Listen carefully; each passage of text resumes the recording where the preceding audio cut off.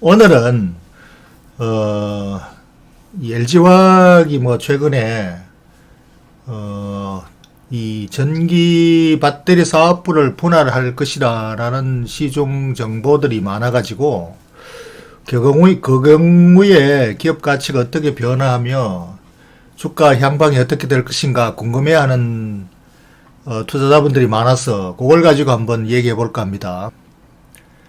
요 진단은 이미 애널리스트 기업 분석 보고서 최근에 나온 게 하나 잘 된 게 있습니다. 그래서 이것은 뭐 개인이 혼자 이 사업 보고서를 보고 들여다보고 아무리 연구해봐야 소용이 없습니다. 애널리스트들 리포트를 참고해서 그 판단이 그럴싸한지 아닌지만 참조하면 됩니다. 현대차증권이 최근에 리포트 낸 게 1월 2일자 리포트 낸 게 요게 제가 보기에는 가장 잘된 리포트 같아요. 판단은 개인의 몫이에요. 투자자 본인의 몫입니다. 제일 중요한 게 현실화되면은 기업 가치가 올라간다. 이런 분석입니다. 분사가 되면 기업 가치가 왜 올라가느냐? 회사에서 기업 가치를 올리기 위해서 분사를 하지 떨어뜨리기 위해서 분사를 할 리가 없죠. 일단은. 그러니까 당연히 기업 가치가 올라갈 것이라는 판단이 가능하고, 만약에 기업 가치가 떨어진다고 판단한다면, 만약에 리포트에서 그것은 회사에서 참 바보 같은 의사결정을 한다 이런 의견이 되니까 그것도 이제 참고의 필요성은 있습니다. 회사가 정말로 CEO가 오나 대주주가 형편없는 경영자라면 그런 엉터리 같은 의사결정도 하겠죠. 그래서 이게 기업 가치가 어떻게 올라가느냐, 그게 우리가 배울 점이죠. 이 기업 사업부를 분할하는 거, 회사를 쪼개는 거는 두 가지 방법이 있습니다. 수평적 분할, 수평적으로 한 개 회사를 두 개로 쪼개는 거, 요거는 이제 인적 분할이라 그럽니다. 그리고 또 수직적 분할도 있어요. 두 개로 쪼개되 종속관계, 주종관계로 이렇게 형제관계로 나란히 이렇게 쪼개는 게 아니라 주종과 부자관계로 쪼개는 거, 이걸 수직적 분할이라 그러고 물적 분할이라 그럽니다. 그 두 가지 방법 아무거나 쓸 수가 있어요. 회사의 필요, 목적에 따라서. 대개 지주회사를 사업회사와 분리할 때는 인적 분할을 씁니다. 수평으로 쪼개가지고 그 수평 쪼개는 걸 가지고 이제 지분 교환을 해가지고 대주주가 지주회사를 장악을 하고 사업회사는 그 지주회사가 소유하는 이런 형태로 이제 갖추게 되는 거죠.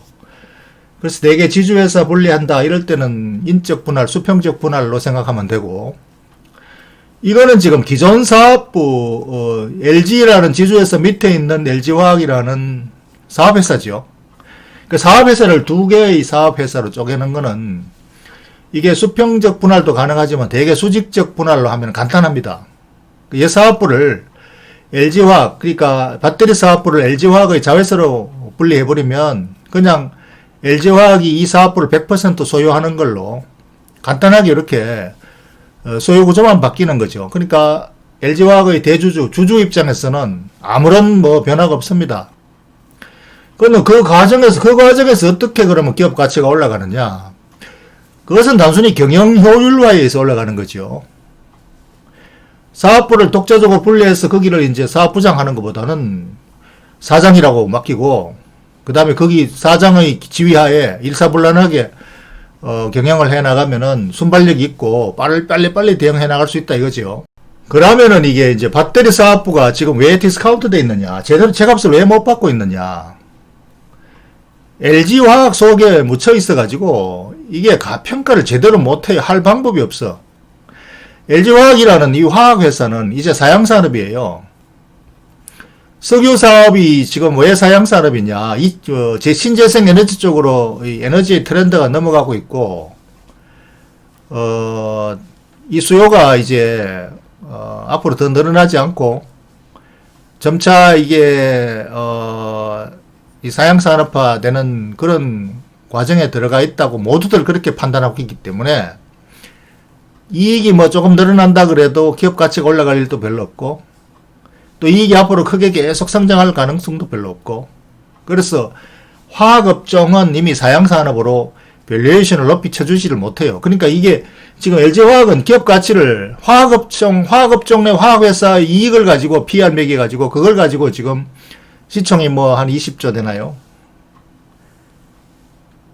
그러니까 이 석유화학업종 가치밖에 안 매기고 있다 이거죠. 그런데 이걸 이제 분리해서 배터리 사업부를 따로 떼내면은 이 배터리 사업부가 지금 미래 성장, 신성장 사업이라서 미래의 가치를 가지고 매기기 때문에 굉장히 지금 폭발력을 가지고 있다 이거죠. 그래서 이걸 이제 얼마나 될까? 이걸 이제 상대 비교를 하는 겁니다. 얼마 전에 그 버핏이 중국의 전기자동차 배터리 및 자동차 제조회사 비아드에 이미 투자해놓고 있다고 방송을 제가 하나 했죠. 근데 이제 비아드는 이 원래 배터리 회사인데 전기자동차까지 만들어가지고 두 개 합쳐져가 규모가 지금 굉장히 1등으로 제일 커졌습니다. 그런데 자동차까지 같이 제작하기 때문에 같이 직접 비교가 좀 곤란하다 해서 요 애널리스트는 카틀과 비교했습니다. 카틀. 중국의 2차 전지 2위 회사 비아드 다음에 카틀이죠. 근데 카틀이 이제 순수 전기 배터리 회사다. 그래서 요걸하고 비교하면 된다 해서 요거하고 비교했는데, 요거하고 비교해 보니까 LG화학의 배터리 사업부만 가치를 보면은 매출액이 사업 가치가 한 40조 원 된다 이거죠. 그냥 비교해 가지고 카틀하고 비교해 가지고. 근데 이 비교가 무슨 과학적으로 공식이 이한 건 아닙니다. 이 애널리스트의 이제 추론이 들어가 있는 거죠. 그래서 이것은 뭐 사람마다 제하기 나름입니다. 근데 이제 여기 애널리스트가 가장 고심해서 한 것이기 때문에 개인들이 혼자서 하는 것보다는 뭐 훨씬 더 이게 신뢰성이 있겠죠. 그래서 이게 사업부의 40조 가치가 있고, 또 중국하고 한국하고 뭐 이렇게 상대 비교해가지고 좀 할인해주고 깎아주고 해도 30조는 된다 이거죠. 그러면은 여기는 또 깎고 해가지고 이게 아무래도 너무 크게 나오는지 이 애널리스트는 또 깎았어요. 그러니까 또 깎아서 배터리 사업부 시총을 한 20조 원으로 낮췄습니다. 많이 할인해줬죠. 그리고 20조로 낮췄으니까 이 배터리 사업부가 20조, 그러면 기존의 LG화학의 석유 사업부 사업 가치가 20조 해가지고 두 개 합하면은 이 44조는 돼야 된다. 이게 그게 논리입니다. 그러니까 이게 지금 터무니없이 저평가 돼 있다 이거죠. 이 숨어 있어가지고. 그래서 이거를 이 가격이 뭐 20조 되느냐 25조 되느냐 이건 의미가 없습니다. 이건 뭐 그냥 추론에 그냥 상상적인 거죠. 어쨌든 이 카틀이 지금 이렇게 형편없는, 카틀이 그러면 지금 LG화학의 배터리 사업하고 비교가 되느냐? 이 가치로선 질적으로는 터무니없이 형편없이 이 상대가 안 됩니다. 그러니까 LG화학의 기술력은 세계 최고고, 이 카틀은 중국의 그 싸구려 자동차 만드는 거죠. 싸구려 자동차 만드는 배터리고 해외 수출용으로는 이 하나도 장착을 못해요. 형편없이 질이 떨어져 가지고. 그러니까 이 카틀이 40조라면 사실 LG화학은 뭐 100조가 돼도 이게 모자라겠죠. 왜냐? 두 개가 같이 이제 세계 시장에 나가면 카틀은 하나도 안 팔리고 LG화학만 팔릴 거 아닙니까?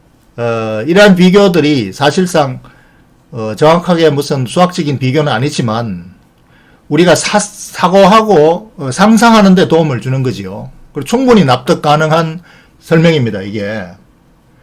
다만 이 주식의 가치가 올라가야 되니까 주가가 올라가야 마땅하다고 하는데, 그것을 공감하고 이제 펀드들이 개인 투자자들이 사로 들어와야 주가는 올라가는 것이지, 그렇게 주장하는 게 뭐 시큰둥해서 별로 공감이 안 가면은 안 들어오면은 또 주가는 안 올라가는 거죠. 그러니까 이것은 하나의 이제 그래야 마땅하다라는 논리입니다.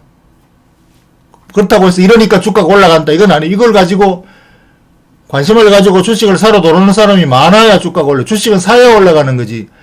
이 분석을 아무리 이렇게 해놔도 살 사람이 아무도 없으면 파는 사람이 더 많으면 주가 떨어지는 거죠.